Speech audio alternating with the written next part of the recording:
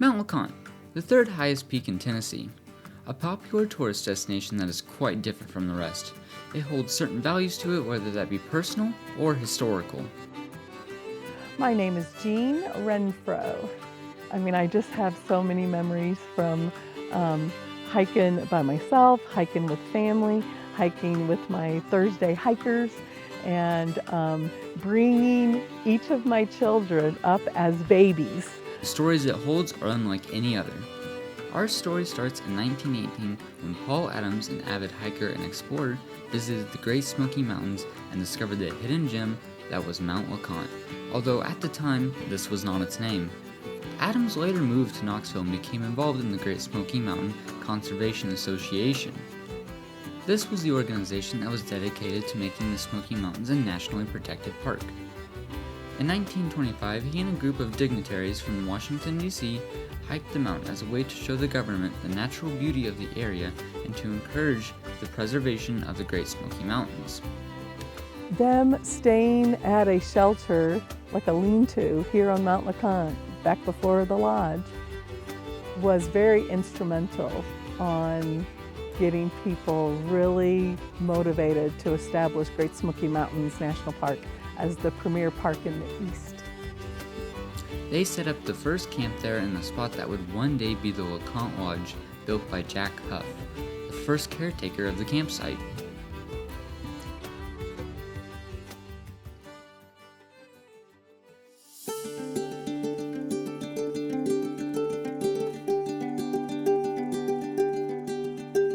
Now people come from all over the world to hike Mount Leconte, but those who wish to hike Mount Leconte must choose one of 6 trails to travel up the mountain, each trail with unique features and difficulties. The most popular trail to the top is Alum Cave. This trail gains its popularity from being the shortest, although the steepest trail to the lodge. Not only is it the most accessible for newer hikers, it features 2 caves to pass through. The first being Arch Rock, which is a short but beautiful part of the trail.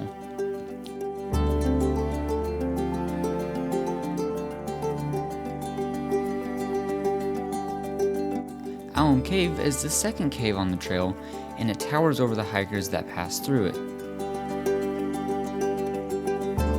From there, it is only another 2.7 miles, and the Leconte Lodge can be found.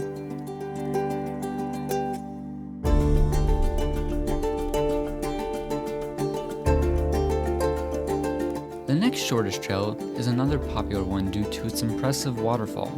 Rainbow Falls is a 6.6 mile long trail that does not disappoint. At 2.7 miles from the trailhead, the falls can be found looking down at them from 80 feet above, and if passing by in the early morning, there's a chance to see a rainbow projecting from the mist of the falls. This trail also has many great views along the way.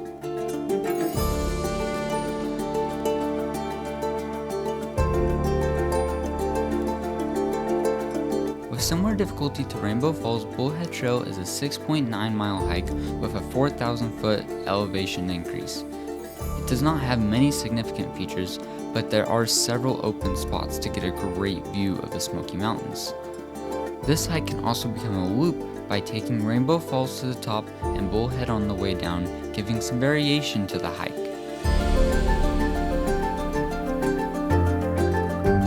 Jumping to 8.1 miles in total is the Boulevard, a trail very different from the rest on account of its high starting elevation of 5,039 feet, making only a 1,544 foot elevation increase throughout the hike. However, that does not make it an easy trail. This trail has several elevation changes, making it strenuous to go back down unlike the previous trails. With such a high starting elevation though, there are many views to see throughout the whole trail.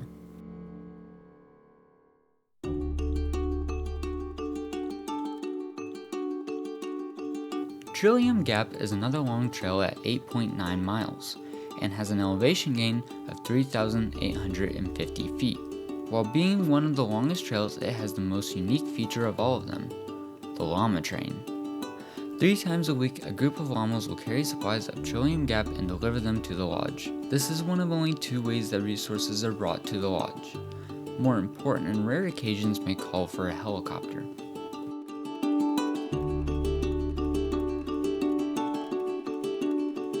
Although the most difficult path to reach Mount Leconte is Brushy Mountain. This trail is a full 9.1 miles long with over a 5,000 foot gain in elevation. It starts off on Porter's Creek Trail and ends on Chilliam Gap where the rest of the hike continues. This is an unpopular route which often leads to it being overgrown in the spring and the summer.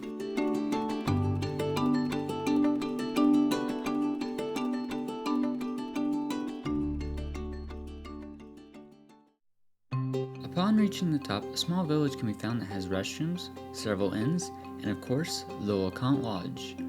This village is accompanied by the workers and the guests who stay in the cabins. My name's Isabel. I'm a crew member here at Leconte Lodge. We get 8 days off a month, so we are usually out for about a whole month, and then we take 8 days off.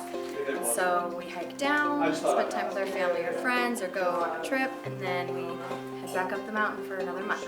We got a crew of currently there's 7 of us working up here. We have a couple people on days off. There might be 10 total on the crew, and then a couple of site managers and general manager. Inside the lodge is a dining hall for guests, a kitchen, and gift shop for the visitors.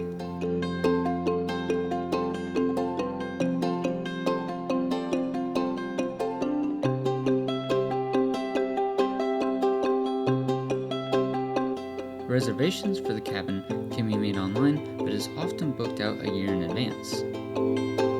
The lodge and the cabin stay open between March and November to account for the very low temperatures during the winter. The temperature in the winter stays between -10 and 20 degrees Fahrenheit, but there are record lows of -23.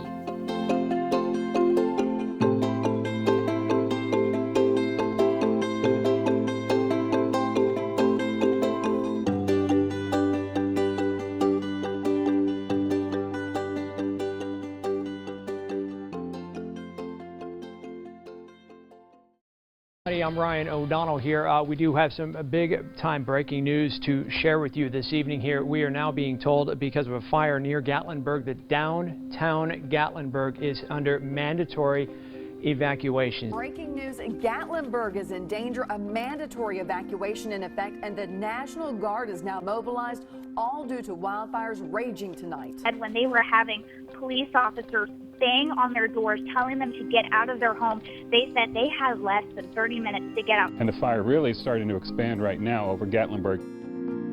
The beauty of these mountains are not something that is to be taken for granted. On November 23, 2016, all of it was put in danger.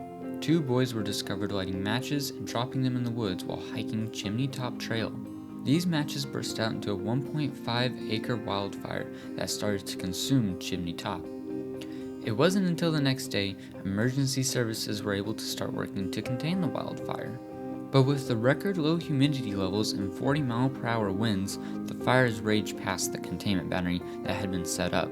With the fire now spreading over 250 acres, National Guard was called in, but there was little they could do to help due to the amount of smoke making it impossible for any sort of air support.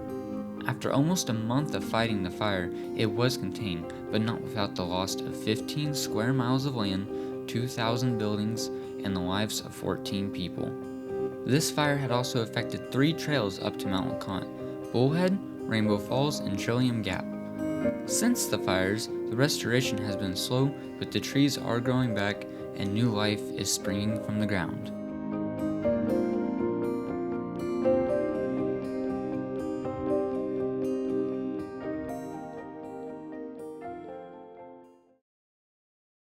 With every person that passes through Leconte, there is a story to be told. No 2 experiences are the same, and it can be a place of memories to many. I guess it's probably different for every person. Yes. But for me, it's really a chance to be very present and to really appreciate what we have right now today. There's a lot of worries in the world, and there's a lot of work that has to be done. But it's nice to have an opportunity to let some of the worry go, to let some of the work go, and just to enjoy the beauty of this earth. This is my favorite place, obviously. And at the top, it is just the most relaxing place you'll ever be. It's different every time you walk up it. something's different every time you walk up. It's a really cool experience. It's fun. We get to kind of do all the things on the mountain and hang out with each other and meet really cool hikers that come up.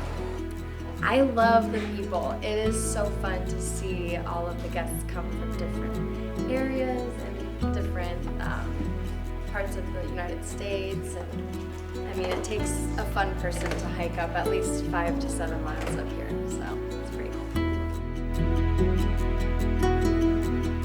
So when I came here in 1986, it was to work in the backcountry as a volunteer. And I would go backpacking from Tuesday morning till Saturday evening, 5 days and 4 nights out in the backcountry. So to get Leconte, since it wasn't underneath my routes, I would have to go on one of my days off. I would catch, I caught Mount Leconte, I think it was in August day for the first time in 1986. And it's so different than anywhere else, even in Great Smoky Mountains National Park, because the mountain sits by itself. So it's not just part of the Smoky Mountain, main crest, and you can't drive, to the top of Mount Leconte. So it is a mountain on its own, more or less. And it exceeded my expectations. Actually, any time I've ever hiked, it's always been, in one way or another, just extraordinary, because it's Mount Leconte.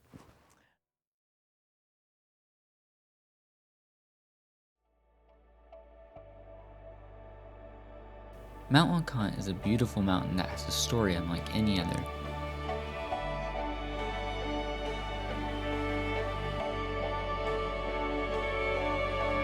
Whether it's the experiences people have on the trails up to the mountain, or the time they have staying at a lodge. Maybe it's the history and significance of the area itself.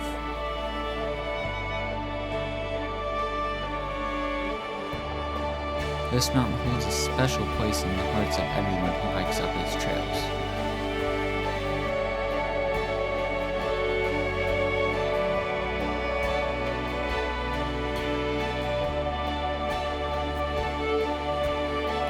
It's more than a mountain. It's an experience.